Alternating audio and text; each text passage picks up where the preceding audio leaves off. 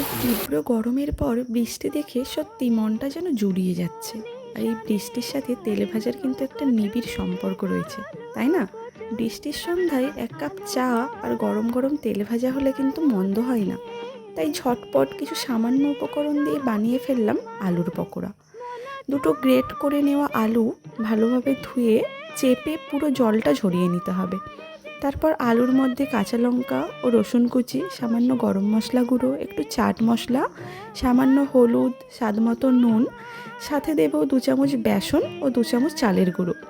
সব কিছু দিয়ে একসাথে ভালোভাবে মেখে নেব। আর হ্যাঁ, জল কিন্তু দেওয়া যাবে না। তারপর ছোট ছোট বলের আকারে বানিয়ে তেল গরম করে সেই তেলে ভেজে তুলে নেব। তুলে নিলেই ব্যাস রেডি আমাদের গরম গরম আলুর পকোড়া। চায়ের সাথে জাস্ট জমে যাবে। ভীষণ ইজি কিন্তু, বানিয়ে দেখতে পারেন, ভালো তো লাগবেই। Thanks for watching.